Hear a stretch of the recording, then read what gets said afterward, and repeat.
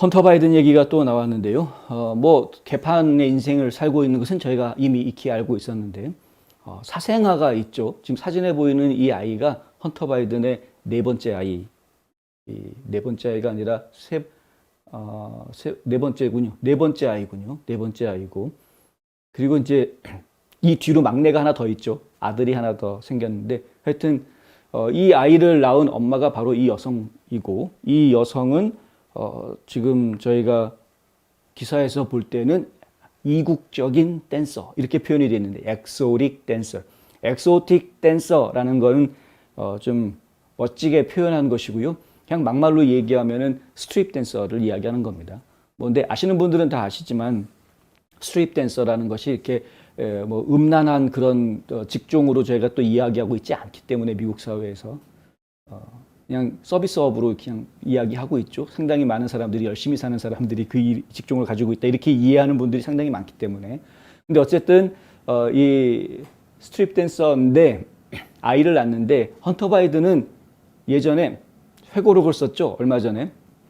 그 회고록 제목도 아주 뭐 그럴듯하게 만들었습니다. 뭐 beautiful things 해가지고 아름다운 것들이라는 회고록을 썼는데, 이 회고록 내용에 보면은 이 여성하고 성관계 가진 적 없다라고 회고록에다가 써놨습니다.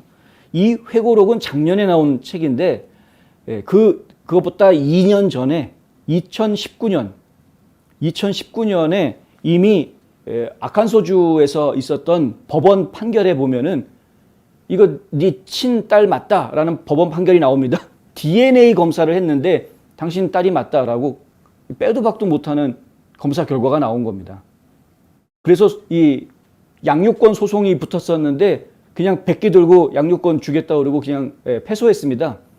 2019년에 그렇게 져놓고 2021년에 아름다운 것들이라는 자신의 인생을 되돌아보는 회고록을 쓰면서 나는 이 여자하고 잔 기억이 없는데 이런 엉뚱한 소리를 하고 있다.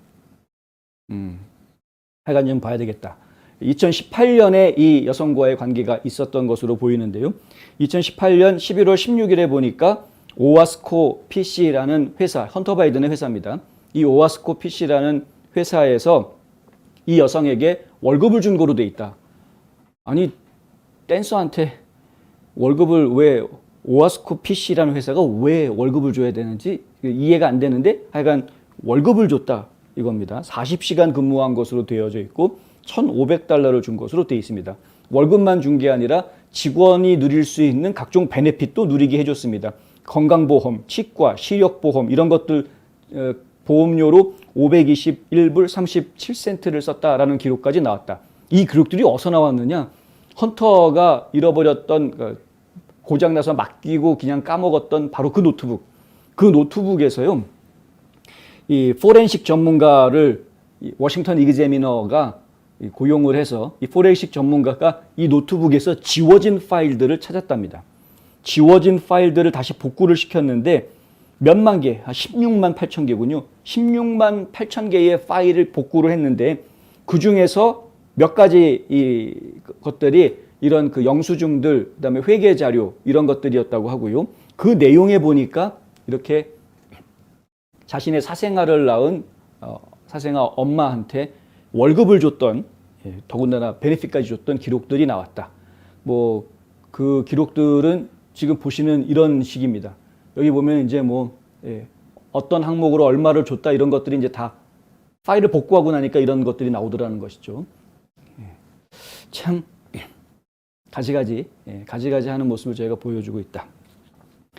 이 오아스코 PC라는 회사는 처음 듣는 회사는 아니고요. 어떤 회사냐면은 그 척 그레슬리 의원하고 론 존슨 의원이 예전에 그 상원에서 헌터 바이든의 비리를 추적했던, 은행 구자 추적해가지고 중국에서 얼마 받아왔는지 뭐 이런 것들을 추적했던 적이 있지 않았습니까? 그 보고서에 보면은 중국의 에너지 회사, 지금은 없어졌지만 CEFC라는 중국의 에너지 회사로부터 그 당시에 100만 달러를 받은 것이 있었는데 그 100만 달러 받은 것이 이 오아스코 PC라는 회사로 트랜스퍼 됩니다. 그러니까 그 회사로 돈이 들어오게 되는 것이고요. 헌터 바이든은 오아스코 PC 회사에서 자기 월급으로 매달 10,000불씩 빼갔다라는 기록도 나왔다고 하고요. 노트북에서.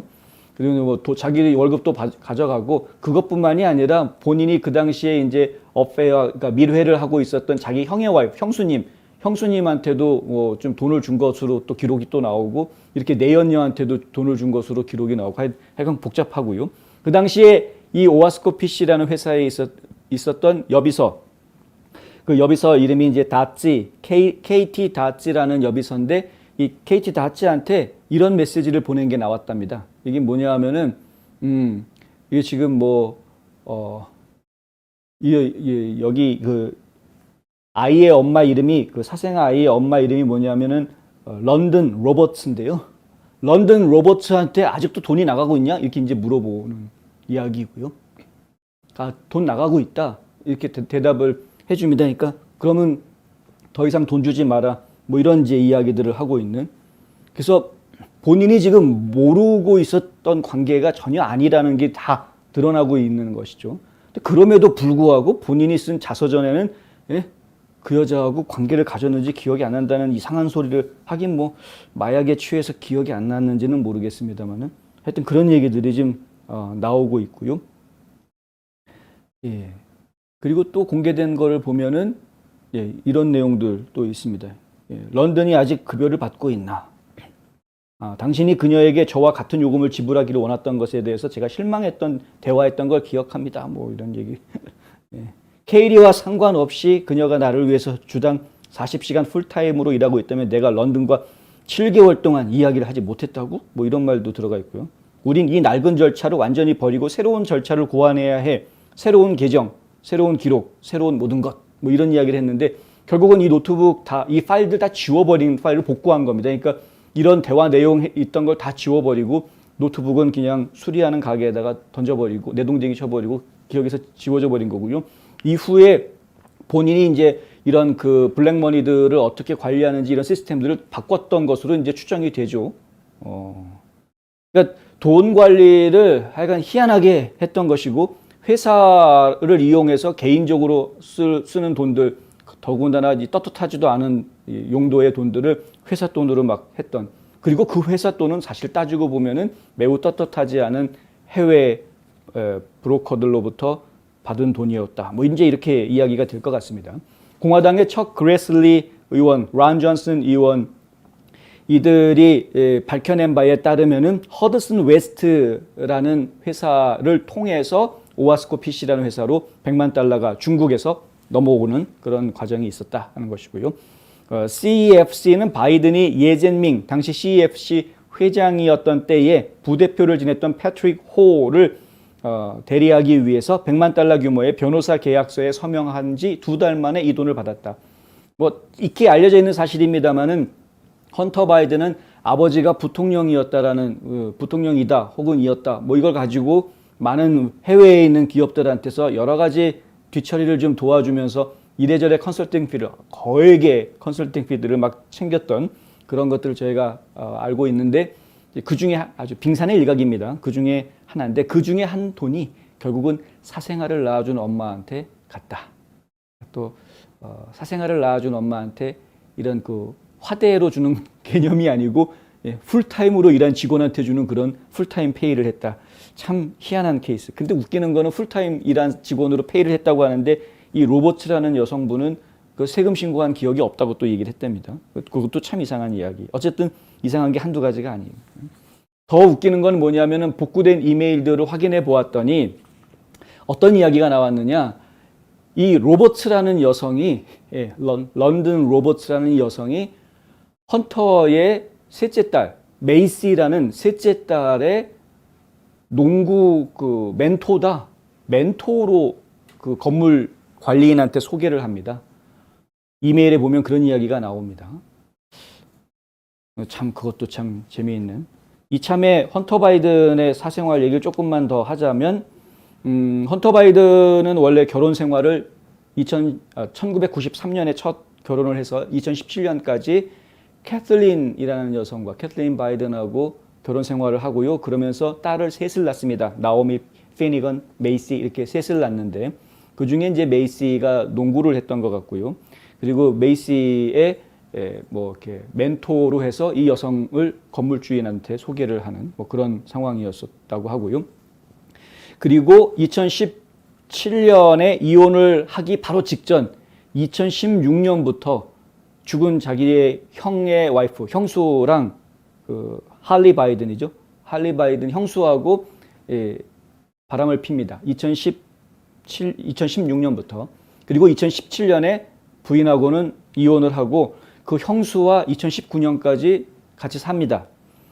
그냥 같이 삽니다. 그리고 그런데 2018년에 바로 이렇게 다른 여자한테서 또 사생활을 낳는 것이고요. 그리고 2019년에 이제 뭐 법정 소송이 붙죠. 양육 소송 해가지고 뭐 소송에서 지고 막 이런 복잡한 일들이 벌어졌는데 그 2019년은 바로 그 형수랑 헤어지고 결혼은 안 했습니다만은 형수랑 헤어지고 남아프리카 공화국 출신의 영화 감독 멜리사 코헨이라는 여성하고 이제 두 번째 결혼을 합니다.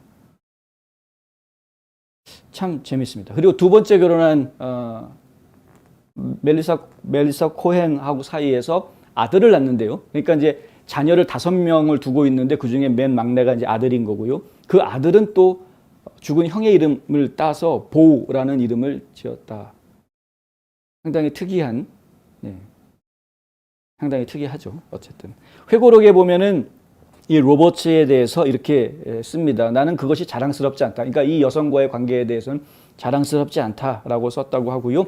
아칸소주에서 온 여성이 2018년 아이를 낳아 내 아이라고 주장한 것에 대해 법정에서 이의를 제기하는 이유다. 나는 우리의 만남이 기억나지 않는다. 그 정도로 나는 누구와도 인연이 거의 없었다.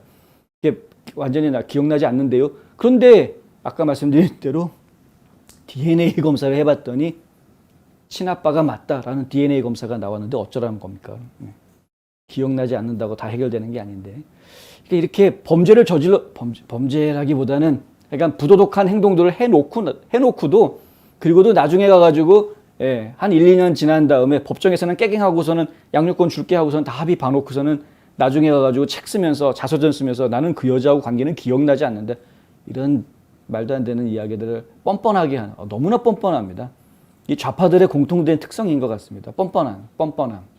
네.